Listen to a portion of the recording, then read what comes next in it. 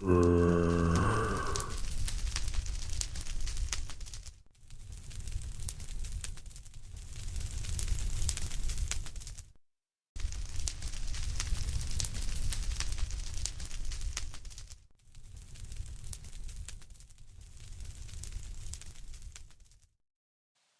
right. So that was just a little video I made. Uh, hope you liked it.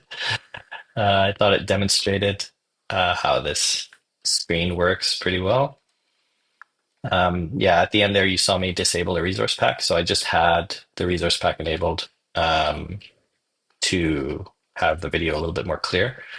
But this works without any resource packs, without any texture packs. I have to look through this stained glass because the way this whole thing works is um, let's rebuild this machine.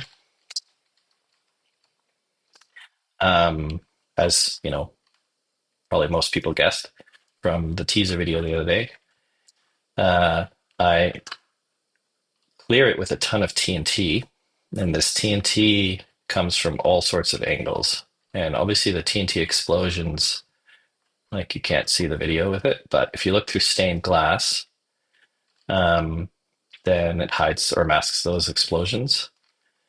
Um, I think this works on graphics fast, graphics fancy, but it doesn't work on this one here. So here you see all the explosions. Um, yeah, fabulous setting doesn't work.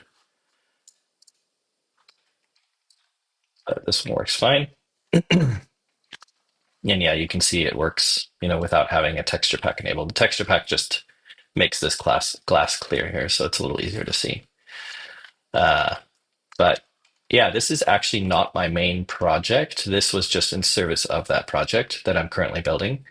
But I thought, oh, this is maybe cool enough to show off in a video. So figured I'd make a short video about this. Um, I'll upload the map as usual. It's in the video description. And then if you want to rebuild or reset this machine, you just run a function, clear, similar to my chess video, and then build. And those are just functions that use a bunch of clone commands to clone these different components and rebuild the machine. Um, and yeah, the idea is pretty straightforward, although it did take me some time to figure out how to update every single pixel here. But basically, this is just a long tower of droppers and hoppers, and each one contains like the next pixel, um, and it kind of cycles through them. And then to clear all of the shulker boxes, I use TNT, and I have TNT coming from lots of places. So I've got TNT elevators here. Then I've got TNT dropping up here quite a bit, um, on all sides. And some of this TNT just lands on the side and explodes, and other TNT gets propelled. So you see here, there's two. So the one on the right uh, will explode first, and then propel the second TNT on the left into the center of the screen so that it can actually clear the boxes. And as you can imagine, the most challenging thing with this was, how do I destroy the shulker boxes without destroying the dispensers behind it? So as soon as one of these dispensers goes, um, like it's over, that pixel is broken. And that's really what took the most time, is figuring out the optimal kind of way to distribute the TNT, um, so that I have a pretty high clearance rate and so that I don't break those dispensers in the back. And I did a bunch of testing. This is the best. Like you can make any size of the screen in theory. You can make them smaller, you can make it larger. You just have to find the right pattern of TNT explosions to do that, to break the shulker boxes consistently, but not break the dispensers. So this was the biggest one I found where I got like um, the highest consistent clearing rate. I did a bunch of testing, and this one I got to uh, it clears 100% of the screen, um, about 99.8% of the time. These three pixels here in the middle, this one, and this one, have a very low chance of not being cleared. Um, I think it's one in I think it's 1 in 500 refreshes, something like that. So every 500 or so refreshes, one of these pixels, on average, one of these pixels will not get cleared. And that it's just the nature of TNT, like explosions being random. The randomness in it makes this quite challenging to configure in a good way to get um, to get good explosions or to get regular clearing. The other thing I wanted to do is I wanted to see if I could uh, build it in a way that I could get the maximum refresh rate. So this refreshes at 2.5 hertz, um, not accounting for lag, obviously. And the limitation here are the hopper dropper combo. So it's basically like I pulse this, these redstone wires here, and then it shoots out something from the dropper into the next hopper. And if you time it just right, the item actually you don't see the item traveling in the air. It just goes straight from here to here, which means that they can't get mixed up. Um, and that limitation is every 8 game ticks or 4 redstone ticks. So 2.5 times a second, I can basically pulse this machine here and move to the next frame. Um, and then the dropping TNT was easy to do because I just dispense the TNT and let it fall. And the fall rate is fast enough so that I can dispense TNT every 8 game ticks. And the TNT like that explodes does not impact the falling TNT above it. However, with item elevators, with the water elevator here, that doesn't work. And so I tried a bunch of different combinations. I could get this consistently working at 16 game ticks or 8 redstone ticks, but I can just show you this. Basically, so here is just the water elevator. And if I pulse this at 4 redstone ticks, so what you'll notice is that the TNT starts going down more. You see how it's affecting it, right? So as this one blows up, you see it kind of stalls just because they're too close together. And so what I came up with to fix that is this mechanism here. This mechanism will, I have like a single game tick to do this in, but it pulses it basically blocks the flow, right? So it pushes a block in between the TNT that's exploding and the TNT below it at just the right moment so that this explosion does not affect the one below it. And if I do that, then I can, let's try it again. Then they don't stall out. So now here you see this one consistently explodes right around this block because that piston is pulsing and it's just blocking that explosion force at the right moment. And so this works indefinitely. Um, yeah, that little thing up there, all that is a it gives me an odd redstone, sorry, an odd game tick. Um, and so it's just a way to get, I think, 5 game ticks. If you do this, trapdoor, I think I first saw this on like one of Il Mango's videos. But the reason this works is that the trapdoor changes instantly. So in a single game tick, that updates the scaffolding and essentially allows me to get an odd game tick.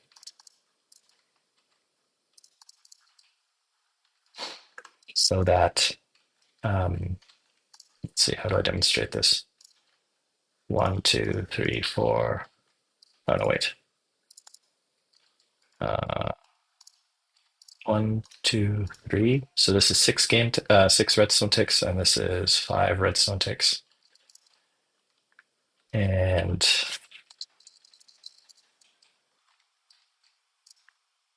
I pulse this.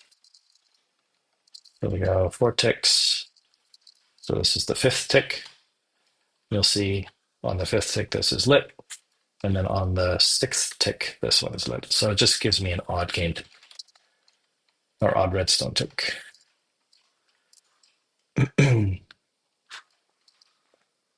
And there's a bunch of ways to do the odd.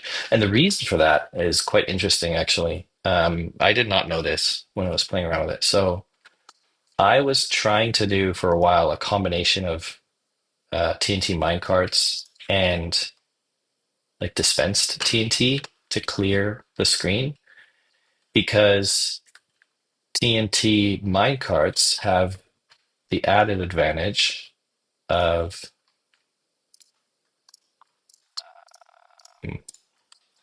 not blowing up any block that is under a rail. So if I launch this TNT minecart, it'll blow up, but it will not affect any of these blocks. So that would be really handy to prevent certain explosions or certain things getting destroyed in a machine. But it does not work. And the reason is so I've got a TNT minecart here and then a regular TNT here. I'm just going to freeze the game. So I will dispense. And 4 ticks later, they will both dispense. But now you would think that 80 ticks later, they will explode, but that is not the case. So I'm going to step forward 78 ticks.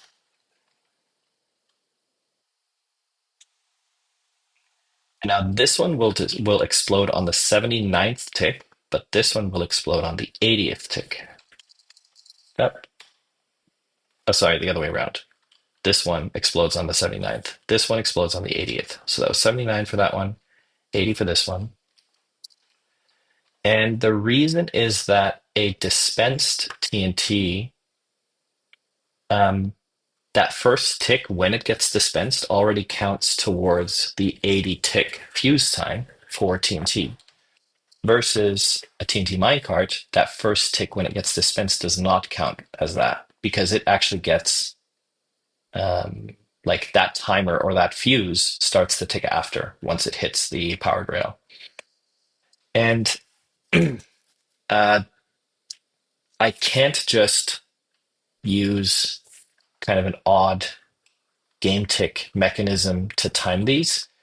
I could make them explode at the same time, but the problem you run into with this machine is you essentially have one explosion that you can do closer up to get a more like guaranteed destruction of the shulker boxes. And that first explosion, the shulker boxes protect whatever's behind them. Any subsequent explosion needs to be done from further away because you don't have that protection anymore. And so essentially, each explosion, each TNT explosion, it's imperfect, so it doesn't always clear a certain number of a number of shulker boxes, and so I have to have some backup explosions here. Um, And I can demonstrate this. So if I have two TNT that are dispensed at the same time, in this case, this TNT will be like within the same game tick, this TNT will explode first, and then this TNT will explode. And it will allow me to oh, still frozen. Uh, blow up this shulker box and have a secondary explosion that blows it up again just in case. But because it's further away, it doesn't have quite the same like chance of blowing up the shulker box. Um, but if I do it the other way around, so let me just change this.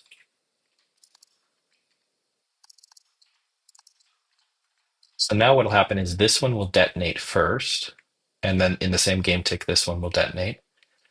If this one breaks the shulker box, then this TNT is too close and it will actually break the dispenser as well.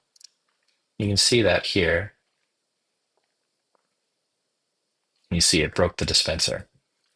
And so all that being said, I have to use um, like this kind of controlled ordering for when the TNT explodes. It all has to explode in the same tick. Otherwise, the screen has this awkward um, refresh where you'll see it basically blink, and it'll flash. Where for a split second you don't see any shulker boxes in front of the dispensers. Now you don't want that. So I have to control when these explode, and that essentially limits my ability to mix TNT minecarts together with regularly dispensed TNT. Because even if I time them on the same tick, um, there's no way I can use this kind of mechanism here to influence the ordering in which the two explode within that tick. Um, anyway, so it didn't end up working out to use TNT minecarts, so I just had to use TNT. And yeah, here you can see kind of how this mechanism works. So you dispense all of the pixels, then you break them all, and then because the TNT, uh, you can break them and then dispense again in the same tick because the TNT has such a long fuse. So it gets processed first. And so then you dispense these, and then you dispense these, and now you have the next pixel. That's kind of the mechanism, how this works. Pretty straightforward. Um, but yeah, so this the screen has one obvious like major limitation, besides the fact that it's on the ceiling. I couldn't figure out a good way. I couldn't figure out a way to have this screen vertically. I could only have it like overhead. Um, the reason is that when you have dispensers, kind of, let's say you had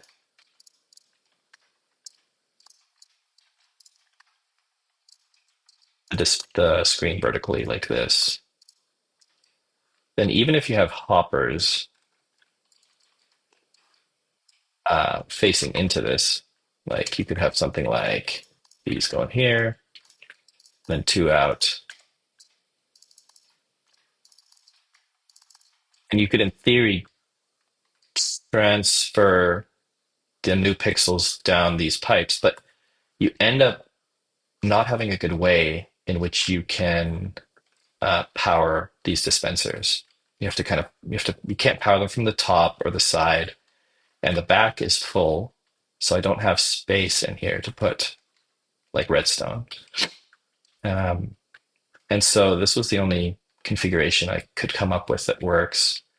Maybe someone else can figure it out, but I don't think it's possible. I don't think the space is there to be able to power and to transfer more shulker boxes. Um, so yeah, besides the fact that this is an overhead display, the other major limitation here is that there's no control. So I just have this like a static video, and I have no mechanism to actually influence which like pixels go in here. And so I don't have a way to update this screen based on user input. However, as you can see, I did clear out a bunch of stuff for this map since I'm uploading it, and this is the main project. I did figure out a way to do that, which is pretty cool. And I'm finalizing like the main project, which utilizes this screen. But that was a lot more redstone heavy, redstone intensive to figure out a good way to quickly be able to have a user input affect which pixels appear on the screen. So that is my next project that is coming down the pipe, and yeah, pretty excited for it. Um, but yeah, like I said, I will upload this, and if you want to rebuild the machine, um, yeah, just run these commands. You clear, and then you can build it, and then you can just start the sequence. Um, yeah, the game lags a little bit, um, so